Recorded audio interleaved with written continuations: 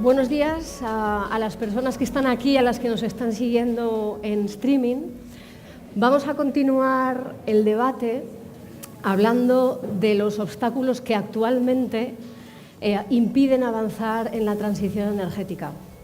Y para abordar esta cuestión hemos invitado a Ana Echenique. Ella es vicepresidenta de la Confederación de Consumidores y Usuarios. ¿Qué tal? Bienvenida. Gracias. A Gonzalo Sáenz de Miera, él es presidente del Grupo Español para el Crecimiento Verde. Buenos días. Y a Anchón Olave, él es economista ambiental y ensayista, experto en cambio climático y transición energética. Buenos días. ¿Qué tal? A mí me gustaría empezar, puesto que cada uno representáis a un perfil diferente. Hay uno, no sé si soy yo. Voy a levantar. Ya.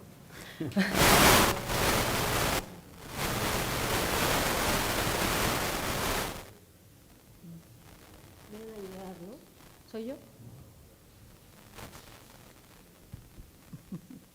¿Se oye? Vale. Pues nada, cambiamos el plan.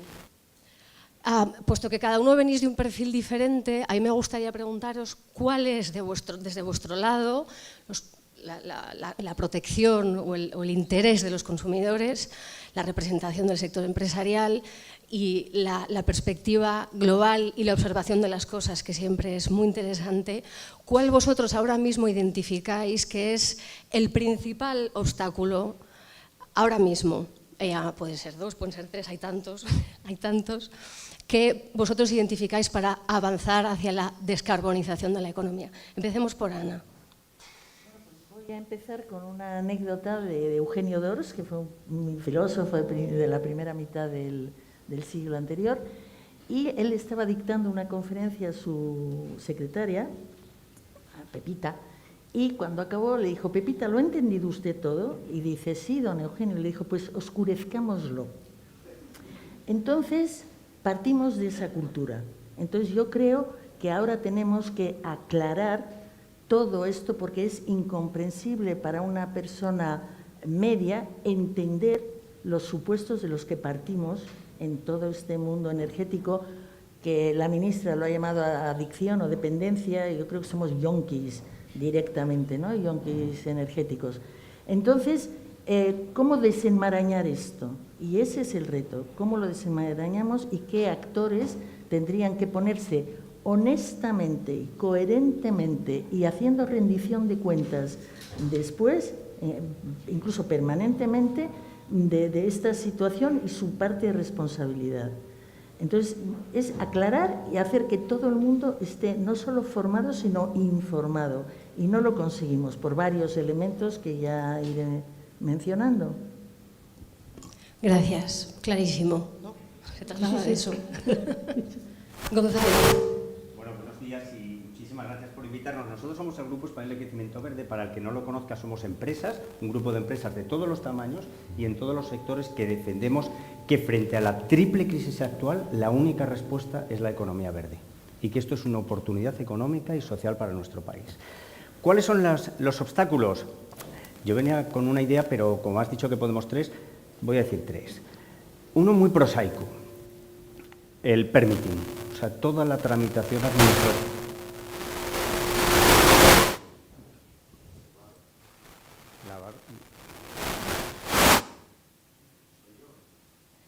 Somos todos, me parece. Bueno, pues la tramitación administrativa, el desarrollo de parques eólicos. Europa nos está diciendo en el flipado que tenemos que duplicar los objetivos en los próximos años, de pasar de 6.000 a 12.000 megavatios al año de inversión en España, y no vamos al ritmo adecuado. El segundo, la falta de medidas. O sea, las empresas estamos dispuestas a invertir, hay dinero suficiente. Ahora bien, tenemos que aumentar la velocidad y no estamos viendo tampoco medidas en todos los sectores. Vemos en el sector eléctrico se está avanzando, en el sector de la movilidad eléctrica algo, pero todo el tema de hidrógeno verde, se ha hablado de hidrógeno verde, pero hoy en día no es competitivo, necesitamos planes, necesitamos ayudas, bombas de calor, la industria. No se está avanzando con suficientes medidas. Y la tercera es un tema también cultural. Yo creo que lo ha dicho la vicepresidenta. Tenemos que cambiar el chip. Yo uso un coche eléctrico, ¿no? Y entonces mucha gente es muy contraria al coche eléctrico, es que no es suficiente, es que no hay baterías. Yo digo, mira, yo tengo 420 kilómetros de autonomía y voy a Córdoba y simplemente paro en un sitio y estoy 15 minutos y dice, pero tienes que parar 15 minutos. Pues sí, tenemos que cambiar nuestra cultura y aceptar cambios en nuestras actividades. En definitiva, la tramitación administrativa, políticas y medidas concretas para avanzar en cada uno de los sectores y, por último, cambios en los hábitos de consumo. Bueno, yo también primero agradecer muchísimo al diario.es y a la European Climate Foundation. Me parece interesantísimo que hayáis elegido este tema de debate por la extrema actualidad y trascendencia del mismo. Yo, para responder, quiero darle un poquito más de amplitud a la respuesta, porque entiendo que los temas de coyuntura que nos preocupan siempre, para entenderlos correctamente, hay que enmarcarlos dentro de una perspectiva más amplia, porque si no, a veces los árboles no nos dejan ver el bosque, como se suele decir, ¿no? Y entonces, el tema de la descarbonización, transición energética, voy a empezar por hablar de nuestro país, de España, retomando una frase que ha comentado la vicepresidenta Teresa Rivera cuando ha dicho, acordémonos dónde estábamos en este debate hace 4 años. Es que la memoria es frágil, se nos olvidan muy rápidamente las cosas, ¿no? Entonces yo os voy a dar, como soy economista y me gusta mucho objetivar los argumentos con datos concretos, precisos, para sostener un poco la argumentación, algunos datos concretos que no son muy conocidos en la opinión pública de España, porque el ruido mediático, a veces con mucho interés de eso que se ha llamado las terminales, determinadas terminales, que se estén hablando de determinadas cosas en vez de otras. El titular que yo os propongo es: la transición energética en España está funcionando, es una realidad. ¿Dónde estábamos en 2017? En 2017 estábamos con un gobierno que discutía el cierre de las centrales de carbón, estábamos con el impuesto al sol, estábamos... La propia Comisión Europea tuvo que llamar la atención diplomáticamente al Gobierno porque suponía a cierres de centrales de carbón que proponían las propias empresas propietarias. Para quien no lo conozcáis, en el 2017, el último año del Gobierno de la derecha, España fue el país que más aumentó sus emisiones de gases de efecto invernadero de toda la OCDE, de los 35 países más desarrollados del mundo. Un 4,5% crecieron aquel año. Este es el punto de partida. En los 4 años que hemos tenido de gobierno progresista, España tiene, tengo los datos aquí precisos, sacados del Observatorio para la Transición Energética y la Acción Climática, que ha puesto en marcha el Bax Center for Climate Change. Es un observatorio extraordinariamente útil que os animo a todos a que lo utilicéis. El Bax Center for Climate Change es un centro de investigación avanzada. Entonces, son datos rigurosos, objetivos, absolutamente ecuánimes. España ha instalado en estos 4 años nada menos que 14.228 megavatios de energías renovables en nuestro país. En 4 años, el doble del parque atómico que tenemos en España. El año pasado, en 2021, el 47% de la generación eléctrica fue de origen renovable. Y en estos 4 años, España ha disminuido un 17% de las emisiones de gases de efecto invernadero, viniendo donde veníamos del dato que se da de la mayor incremento en el 2017.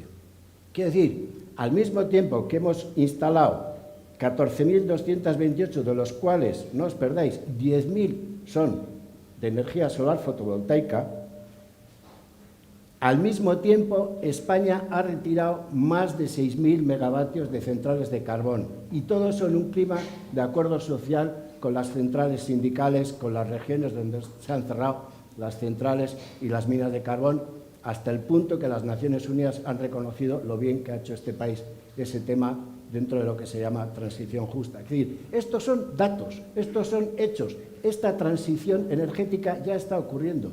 Lo que pasa es que a veces, es verdad, los datos son hasta 2021. 2022 entramos en un nuevo contexto con la invasión rusa de Ucrania y la gran desestabilización energética que se ha producido, que ha supuesto un shock no solo para la Unión Europea, sino a nivel internacional. Pero el punto de partida es este. Es decir, este país está llevando a cabo con hechos objetivos y rigurosos la transición energética, y que se puede demostrar, como se acaba de decir, tanto en inversión renovable, tanto en inversión fotovoltaica descentralizada, que también se pueden dar datos concretos del año 2021, reducción de emisiones, cierre de las centrales térmicas de carbón, etcétera, etcétera. Es decir, esto es una transición energética que está funcionando. En ese contexto, efectivamente, 2022 es un punto de ruptura. La invasión rusa de Ucrania es un game changer, es un punto de inflexión que ha alterado de manera absolutamente drástica y fundamental el sistema energético, no solo europeo, sino el sistema energético mundial. Entonces, para no alargarme mucho, eso lo podemos dejar un poco para más adelante. Una perspectiva bastante positiva, en general.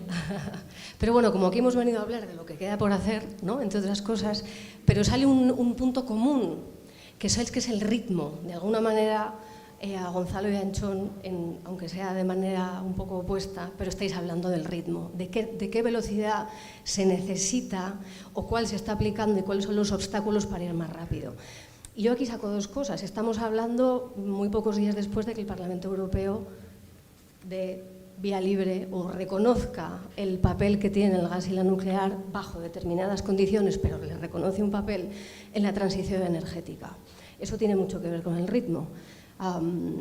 Así que me gustaría saber, y luego, bueno, por otro lado, si vamos al sector que realmente, con el que menos positivo nos podemos poner, ¿no?, el petróleo. Es decir, si aquí estamos hablando de obstáculos, ¿qué pasa con esos sectores que son los que más emisiones industriales generan en España y los que más difícil lo tienen para transformarse y de los que más depende incluso el consumo, es decir, el coche, es decir, la gasolina, ¿no?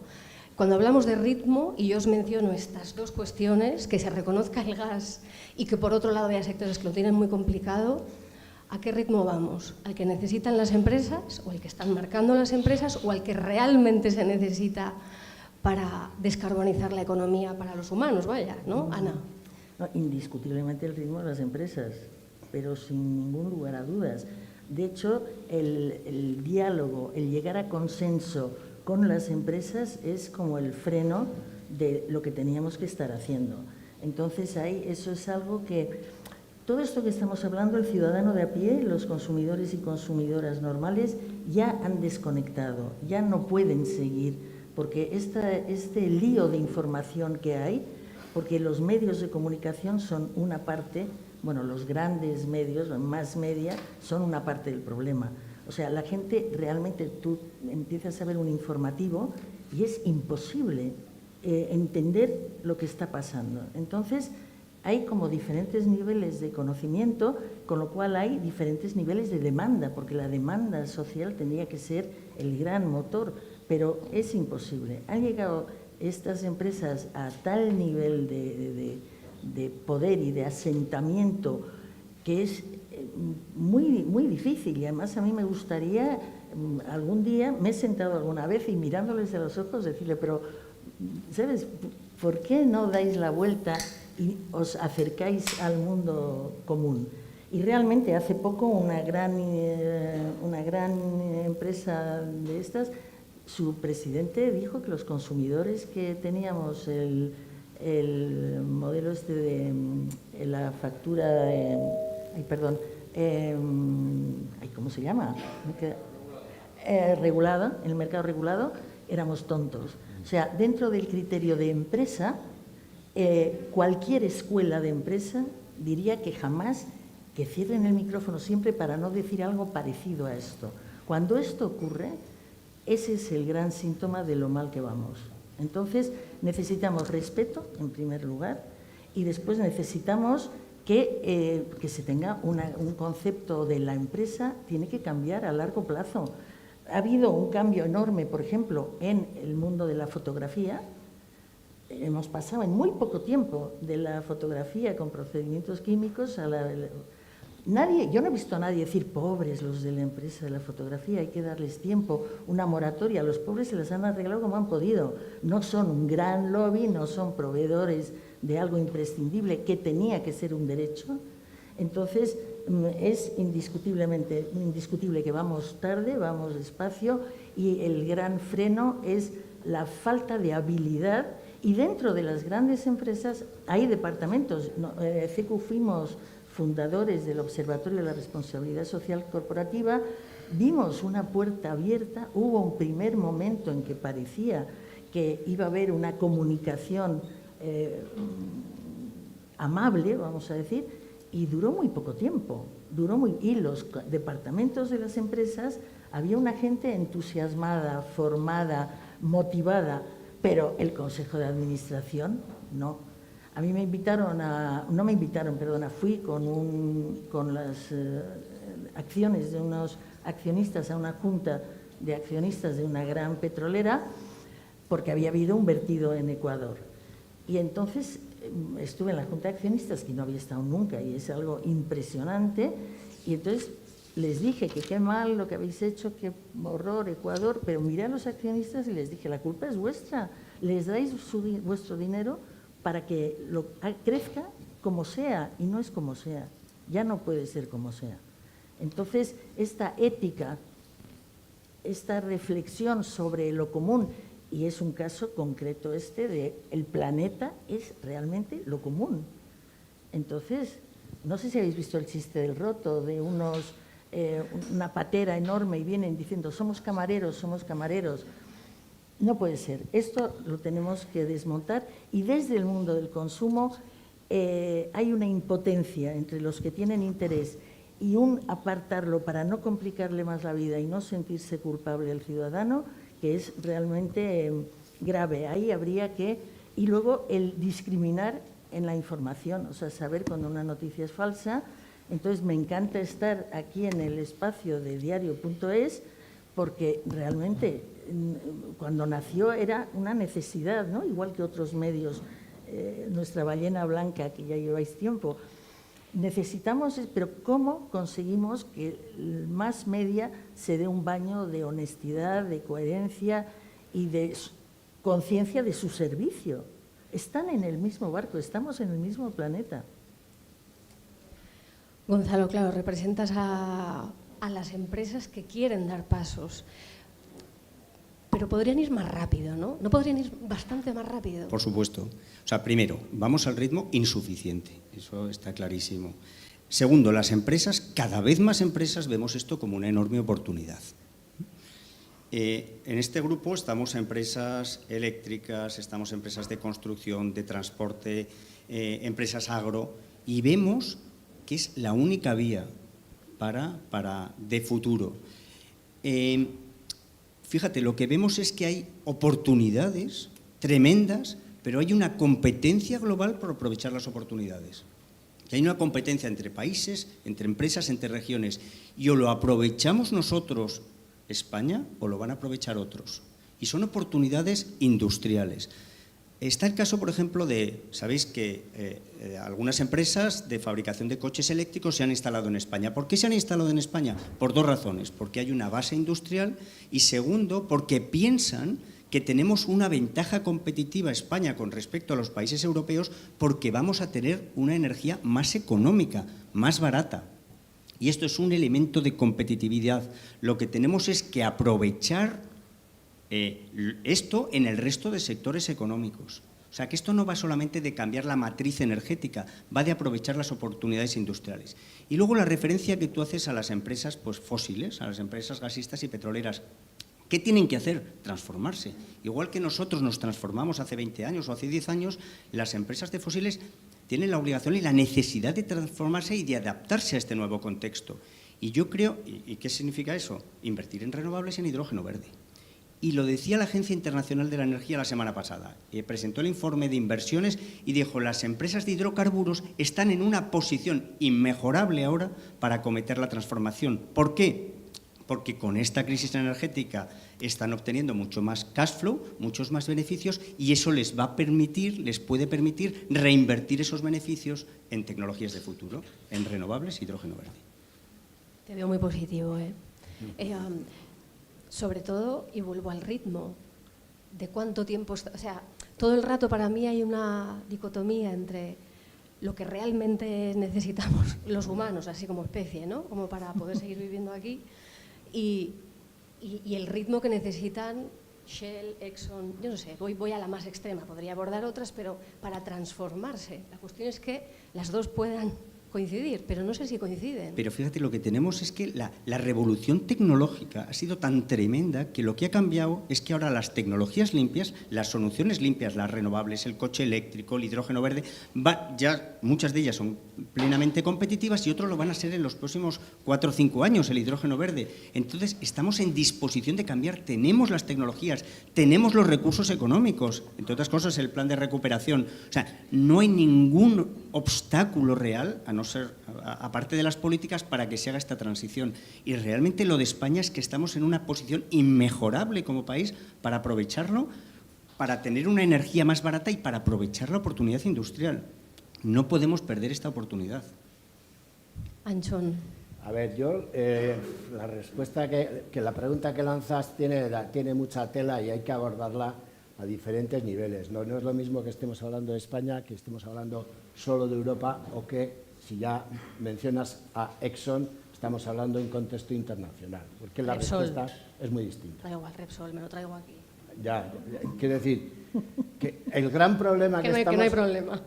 A ver, si lo centro desde mi perspectiva, primero, tenemos un enorme problema, incluso en Europa, que somos los que mejor lo estamos haciendo, con mucha diferencia, que emergencia climática no significa lo mismo que una emergencia sanitaria, que una emergencia de seguridad. Eso es punto número uno. Es decir, nuestro Parlamento Europeo puede declarar la emergencia climática, el Gobierno de España lo aprueba, el Gobierno vasco, un montón de instituciones. Todos nos quedamos muy contentos, satisfechos, nos consideramos conscientes de la gravedad del problema, pero esa declaración de emergencia no tiene una consecuencia ni remotamente parecida a lo que tuvo en su momento la declaración de emergencia sanitaria con el COVID, que se revolucionó completamente la sociedad, se paró la economía, hubo efectivamente, las consecuencias de una emergencia. Entonces, ahora mismo con la emergencia de seguridad que ha aparecido en Europa a raíz de la invasión rusa a Ucrania, pues ya veis, o sea, de pronto se ha revolucionado la geopolítica europea, ha habido todo un replanteamiento de raíz del tema de la OTAN, que tuvimos la cumbre en España el otro día, remilitarización de los países. El tema del cambio climático, aunque hablamos de emergencia, no nos pone las pilas de la misma manera. Es algo que lo escuchamos ahí como una especie de mensaje de fondo. Ah, sí, eso que dicen los de la ciencia del clima, que hay un problema, debe ser importante, tal, pero no significa que después se pongan las piezas a funcionar como realmente se tendría que hacer ante una emergencia.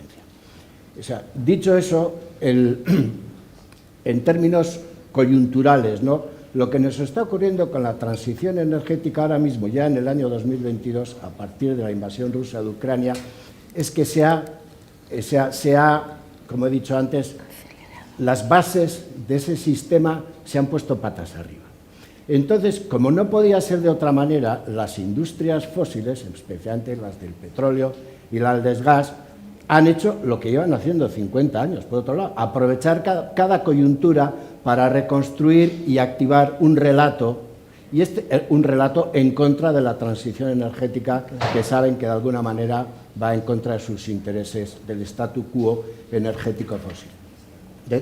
O sea, a través del grave problema que tenemos de inflación, que es una consecuencia derivada de estos cambios energéticos y la incidencia en el precio de la electricidad y a partir de ahí en el conjunto de la economía, desde los sectores fósiles están lanzando un relato, muy especialmente desde Estados Unidos, pero es así mismo igual en España y en Europa.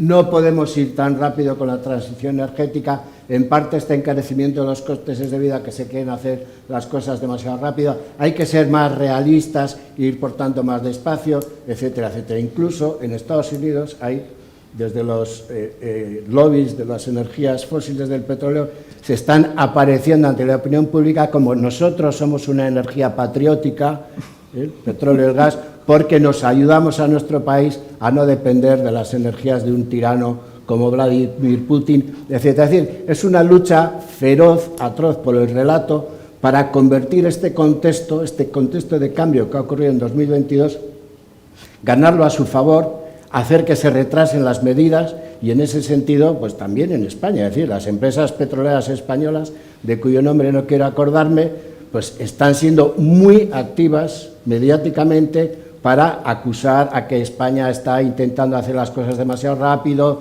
que lo de el apoyo a las renovables y a la electrificación de la economía depende de una cuestión ideológica, en vez de responder a unas necesidades objetivas del país en el sentido que planteaba Gonzalo, ¿no? Es decir, pero esa lucha siempre estaba ahí. Es decir, puede haber momentos en que es un poco más virulenta o un poco menos, dependiendo de las coyunturas, pero lo mismo que nosotros, los que estamos a favor de la transición energética, queremos aprovechar esta crisis en Europa para acelerar la transformación de la economía en la dirección hacia más renovables y más eficiencia, los que se oponen a esa transformación también están intentando aprovechar la crisis precisamente en el sentido contrario, para generar un relato que impacte en la opinión pública, y tienen muchísimos medios con los que llegar a la opinión pública, crear una relación que es falsa, pero que se escucha fácil. ¿Ves? Tenemos un 10% de inflación porque la electricidad, veis, se están poniendo demasiadas renovables, las cosas no se hacen bien, etcétera, etcétera. Entonces, subrepticiamente se lanza un mensaje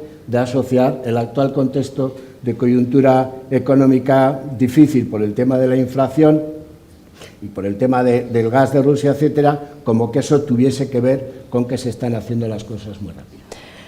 Cojo tu argumento y le doy un poco la vuelta, yendo a lo que comentaba antes Gonzalo de la enorme oportunidad, ¿no?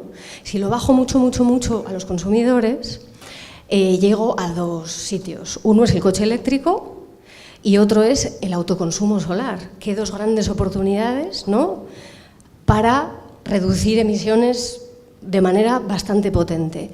Pero curiosamente, cuando se analizan las curvas de ventas de coches eléctricos, la cosa va, que avanza, vaya, ¿no? Y sin embargo, uno sale a la calle y es que no hay enchufes. O sea, estoy siendo exagerada, hay muy pocos enchufes, es decir, y precisamente porque hay pocos enchufes, de alguna manera eso ralentiza el ritmo, ¿no? Si me voy al autoconsumo solar, cuando se habla con la industria, ellos te dicen, bueno, en autoconsumo de casas individuales es una pasada, pero en el autoconsumo comunitario, es decir, los millones de tejados que hay en todo el país, de alguna manera no va a la velocidad que podría. Mira que estamos hablando, fondos Next Generation, es decir, un momento muy particular de mucho dinero que está entrando. ¿Y por qué? Y esto me gustaría que Gonzalo de alguna manera me diera su opinión. En parte, fíjate, porque lo que comentan es que es a las propias empresas. Uno, porque no hay cultura, y dos, porque no les interesa tanto todo este autoconsumo comunitario, porque claro, hay que poner de acuerdo a un montón de gente. Fíjate qué cosa tan prosaica. ¿Y qué pasa? Que ya van a lo fácil de alguna manera. Es decir, cuando lo bajo a los consumidores, hay aquí una oportunidad real, pero no se concreta. Bueno, a ver, el caso del coche eléctrico, tú comentas, ¿no? Efectivamente, los puntos de recarga es una barrera para determinadas personas. O sea, el coche eléctrico para todo el que tenga una vivienda individual, pues es muy fácil. Yo no tengo una vivienda individual y no hay puntos de recarga. Entonces, yo creo que ahora mismo, siendo una parte muy pequeña de toda la industria, es un cuello de botella. Entonces, ¿qué habría que hacer? Poner más puntos de recarga en las ciudades, en las carreteras, en los pueblos. Es así. Oye, que Iberdrola lo haga. No sé. Iberdrola está poniendo puntos. Lo sé. O sea, esto va a una velocidad. Se están poniendo. Yo no estoy aquí hoy como Iberdrola, sino como Grupo Español de Equipamiento Verde. Pero queremos poner más puntos de recarga. Todo el mundo quiere poner más puntos de recarga. Volvemos al tema del permitting. Ahora hay un problema para poner puntos de recarga. Esto empieza a ser competitivo. O sea, lo que vemos es que va a haber una gran transformación en los próximos 3 o 4 años. Ya los coches eléctricos son casi plenamente competitivos en coste total. Yo creo que pensamos que se va a igualar en coste de compra en 3 o 4 años y a partir de ahí, pues yo creo que va a hacer una aceleración de todo esto. En el autoconsumo pasa lo mismo, el autoconsumo se está acelerando, la instalación de autoconsumo, y yo creo que es un elemento muy positivo. Has dicho una cosa antes que yo creo que es importante. Antes ha dicho Anchón el tema del apoyo social. O sea, tenemos que cambiar el modelo económico y en particular el modelo energético por cambio climático, pero también por seguridad energética. Y yo creo que la crisis de Ucrania, que hemos hablado un poco de la crisis de Ucrania, pero ha puesto de manifiesto el riesgo que supone la dependencia energética, el riesgo que supone en términos de garantía de suministro y el riesgo que supone en términos de precios, porque ahora los precios energéticos están así porque tenemos un sistema energético basado en el gas. Esto yo creo que es positivo en términos de aceptación social porque está mostrando a mucha gente la insostenibilidad del modelo actual. Y yo creo que aquí hay una oportunidad social muy importante porque hasta ahora se estaba cambiando el modelo económico y energético fundamentalmente por la palanca ambiental y de cambio climático. Pues ahora lo que estamos viendo es que la palanca de la seguridad energética y seguridad nacional es muy importante y mucha más gente, y en general de ámbitos más liberal-conservadores, está apoyando esta transformación. En definitiva, se le está pegando un empujón muy importante a la opinión pública para acometer la reforma. Y yo creo que eso puede ser muy importante, lo decía Anchón, en términos de apoyo social a las políticas de descarbonización en todos los sectores, que es lo que necesitamos. Ana, ¿tú estás de acuerdo con que realmente los consumidores saben, lo han hecho suyo, dan pasos, se enteran, quieren, Bueno, primero, hablando masivamente? Bueno, primero que hay muchísimos tipos de consumidores, o sea, tantos como barrios, edades, situación económica, infinito, ¿no? Pero básicamente yo haría una pregunta porque estamos hablando de los coches, las centrales térmicas o hidráulicas, el tal. Y no, yo creo que la ecología en la que estamos, en los ecosistemas, que es la suma de ecosistemas, el planeta es la suma de todos, no podemos seguir viendo todo a cachos. Entonces, uno de los temas que me apasionó, porque vamos entrando como consumidores en diferentes ámbitos, fue el de la rehabilitación de las viviendas, rehabilitación energética. No os voy a preguntar cuánta gente aquí ha rehabilitado su vivienda, porque seguro que... ¿Cuántos habéis rehabilitado vuestras viviendas o vivís en viviendas rehabilitadas? 3, 4. 5. Bien. Entonces, ¿por qué uno rehabilita su vivienda? Porque tiene un concepto global de una forma de vida y de sostenibilidad y con una pequeña acción que es la de rehabilitar la vivienda, mejora tu calidad de vida, etcétera. Entonces, a partir del mundo de la rehabilitación podemos analizar todo. Rehabilita a quien tiene dinero, quien puede acceder a una subvención, porque subvenciones hay, pero acceder a ellas, eso sí que está oscurecidísimo. O sea, es complicado llegar a quién. Pero es que es todo, ¿dónde enchufas el coche?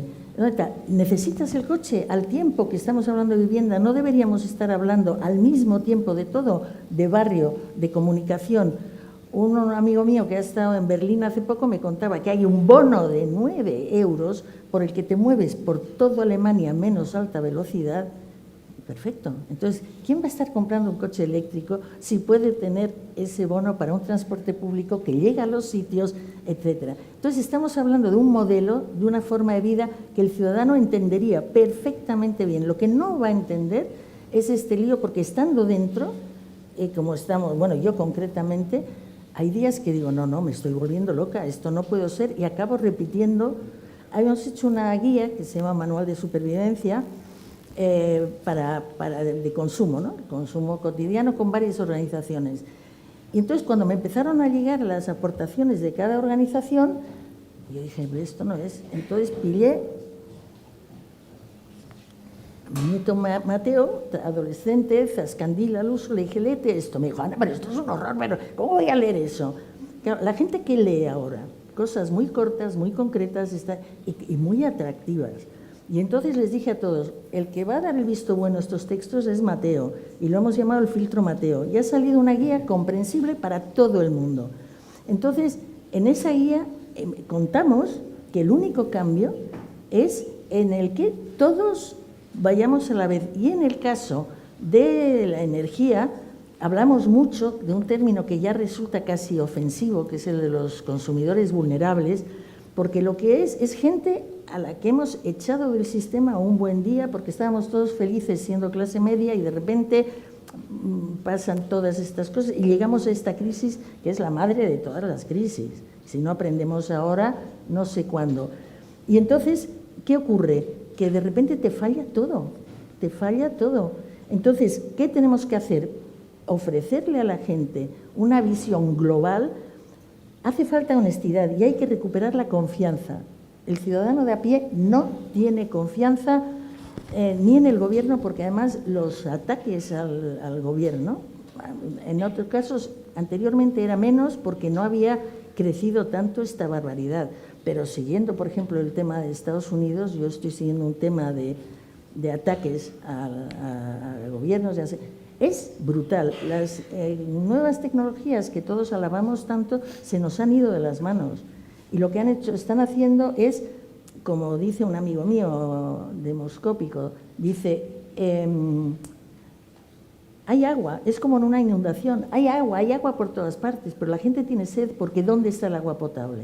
Entonces, no tenemos la información potable accesible a todo el mundo, pero hay un exceso de información que nos está apartando de todo esto. Entonces, el tema del concepto de cómo quiero vivir, se nos ha planteado que queremos vivir todos como los ricos. Yo veo el otro día un reportaje sobre cómo vive Cristiano Ronaldo y realmente es kafkiano. ¿Quién está viendo eso? La gente que más abajo está del mundo social. Esos son los que quieren vivir como Ronaldo. Y cuando les dices, hablando de fiscalidad, oye, le digo al taxista, ¿qué le parece esto de Messi y los impuestos? Que no pague impuestos, que siga, yo soy del Barça y no me importa. ¿Qué concepto tenemos de la fiscalidad, de lo común, etcétera? Entonces aquí tenemos que hablar de lo común, de lo colectivo, y no dónde enchufo yo mi coche.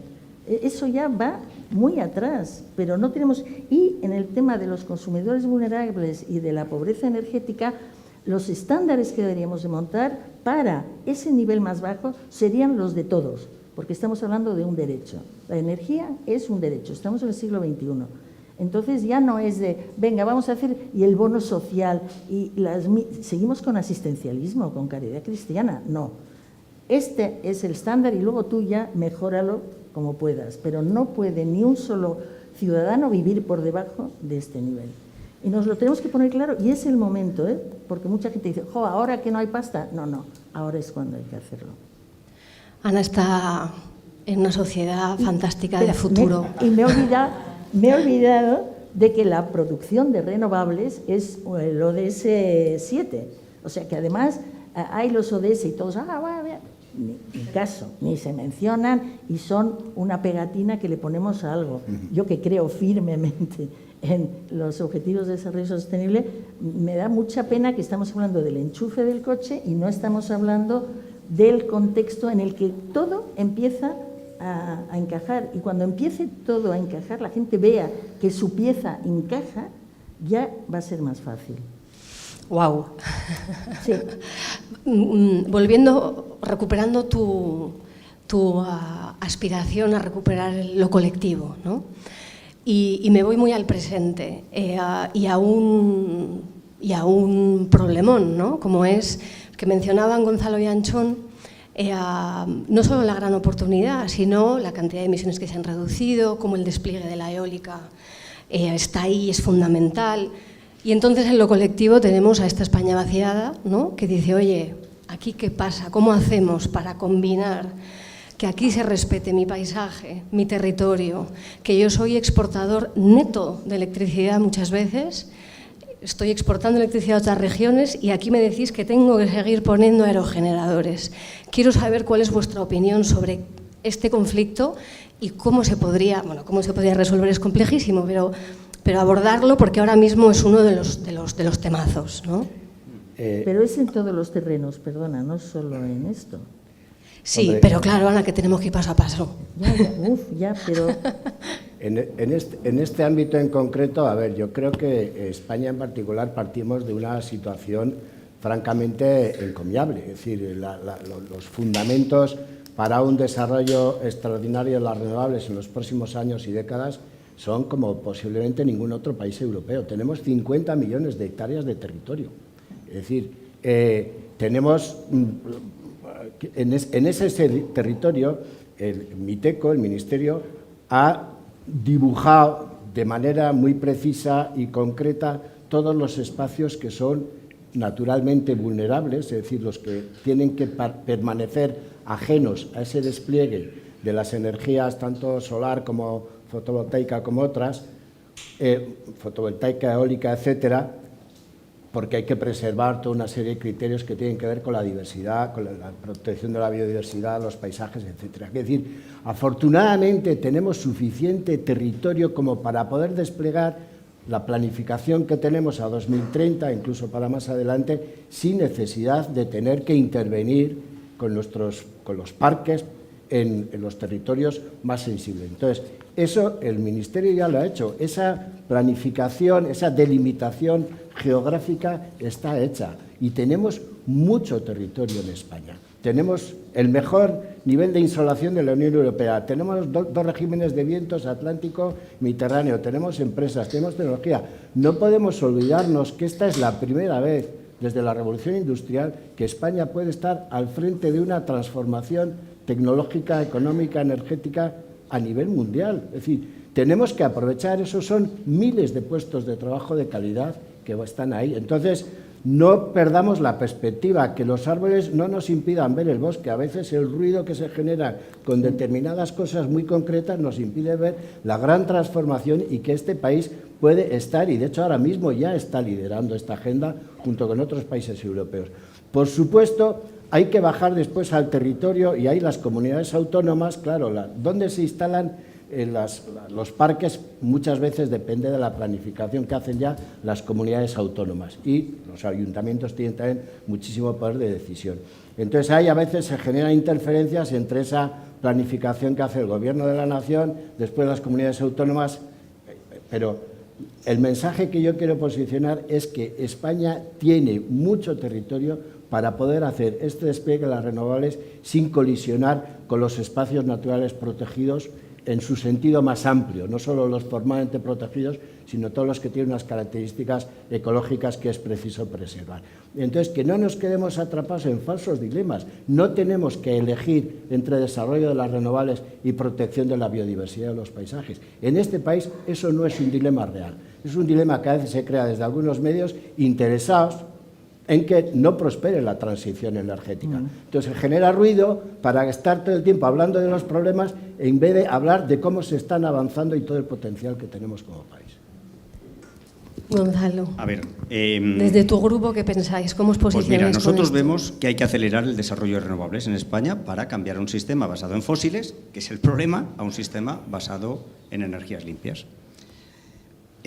Hasta ahora se ha venido haciendo desarrollo de renovables en España y esto ha contribuido al desarrollo territorial, todo el tema fiscal, empleo, pero hay que reconocer que el despliegue va a ser tan importante que va a tener un impacto en el territorio y está teniendo un impacto en el territorio.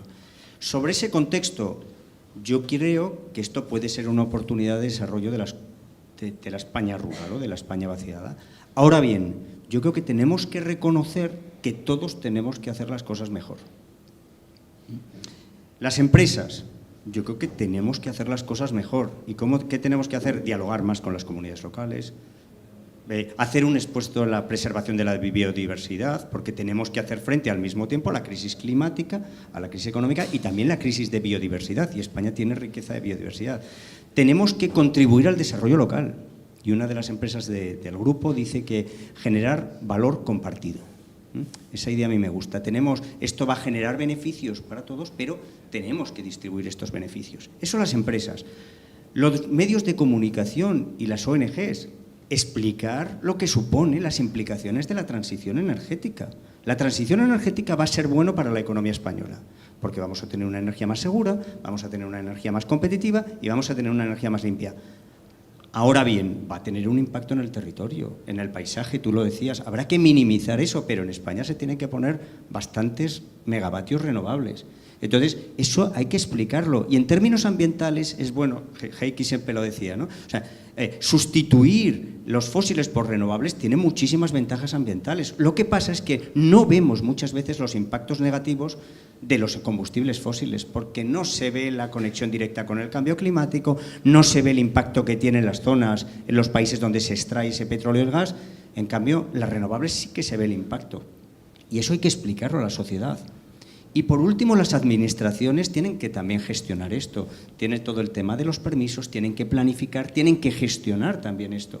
Y ahí, Anchón, yo creo que cuando sacas un plan nacional de energía y clima, luego tienes que ver cómo vas a desarrollar ese plan, porque tenemos unos objetivos que son muy ambiciosos, son insuficientes. Ahora la Unión Europea con el REPower te ha incrementado esos objetivos de renovables, pero esto hay que gestionarlo. Entonces yo creo que todos tenemos que reconocer que tenemos que hacer las cosas mejor, y si hacemos las cosas mejor puede ser una oportunidad muy importante para España y en particular para el medio rural. Nos queda poco tiempo, pero no me gustaría terminar sin abordar algo que me parece muy importante y que decían al principio, que es la desinformación, ¿no? Es decir, os cuento que hace como, no sé, 3 o 4 días, la autoridad de la publicitaria de Irlanda ha prohibido a Land Rover que reproduzca un anuncio en el que se veía el típico coche que todos tenemos en la cabeza del Land Rover, porque ahí se decía que el jardinero que salía de ese coche iba a tener una vida muchísimo más sostenible conduciendo ese coche, ¿no? Esto es un detalle mínimo de la cantidad de información, voy a ser generosa, ambigua, que la gente recibe día tras día, tras día, tras día, y que realmente impide tener elementos de decisión que vayan a favor de lo que estamos hablando hoy, ¿no? Que es la transición energética. ¿Realmente desde vuestro sitio reconocéis este problema de la desinformación como un obstáculo para que la gente se pueda enterar? Hombre, es el mayor obstáculo, el mayor, y además la asimetría entre la capacidad de los grandes emporios publicitarios, que realmente qué buenos son, en contar una historia, a poder decir no es tan así, es imposible. O sea, es imposible. Y en el papel de las ONGs que decía Gonzalo,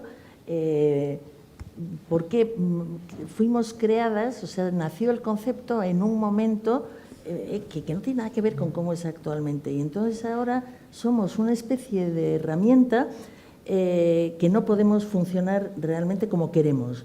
Y lo define muy bien María Novo, la catedrática de Medio Ambiente, de Educación Ambiental, ella lo llama el NTE, nos tienen entretenidos. Entonces, nos cuesta tanto mantenernos, sacar adelante un proyecto, que me lo aprueben, que me lo aprueben, que me lo aprueben, todo el proceso, luego justificarlo, luego tal, para tener un impacto ridículo. O sea, tenemos el impacto de un 0,00 del anuncio del coche este. Entonces, es una lucha frustrante, se consiguen cosas. Nosotros por lo menos podemos denunciar, porque no hemos hablado mucho, pero a mí me encanta denunciar y sancionar. O sea, yo creo que lo hemos visto con el carnet de conducir, lo hemos visto con varios temas, que hasta que no te pones duro, entonces tenemos que empezar a ser claros, porque como ciudadano, cuando tú cometes un error o infringes algo, nadie tiene ningún miramiento contigo, ¿eh? O sea, se te embarga la casa, no sé qué tal. Entonces, también tenemos que ser muy serios, y el tema de la comunicación y el greenwashing y todo, que además lo decimos en inglés para que no se note mucho, pero es la mentira publicitaria, ¿no? Entonces tenemos que también empezar a llamar a las cosas por su nombre. Y lo decía antes cuando hablaba de los grandes medios, a mí me gustaría, en un grupo que estoy yo, decidimos una vez a la semana reunirnos y decir qué habíamos hecho mal. Era divertido, pero sobre todo te das cuenta de la cantidad de cosas que has hecho mal en una semana. Y entonces eso lo debería hacer todo el mundo y lo deberían hacer las empresas. Este trimestre hemos hecho fatal esto, y ser honestos. Se ha inventado la palabra autoflagelarse para no hacer esto, pero la autocrítica es lo único que nos va a llevar a la transición real, porque de momento, bueno, Anchón lo ha contado perfectamente, ¿no? Ha habido un cambio enorme, pero el ritmo, que también ha sido otro de los temas, es absolutamente insuficiente. Gonzalo, creo que querías decir algo a propósito de esto. Una cosa muy rápida. Supongo que también. Yo es que el tema de la información también me parece clave. Por ejemplo, en el tema de compensación de emisiones, que ahora está, ¿no? El offsetting, la compensación de emisiones. Tú emites, pero compensas. Y hay empresas petroleras que vas a comprar gasolina y dicen, no, pero compensas. Eso es claro, es una barbaridad, pero entonces hay que informar eso a la gente. Yo creo que aquí hay muchas, ha hablado antes Anchón, OTEA, el Observatorio de Transición Energética y Cambio Climático, me parece una iniciativa. Está aquí ITMA, que hacéis unos informes fenomenales, Transport and Environment, la European Climate Foundation.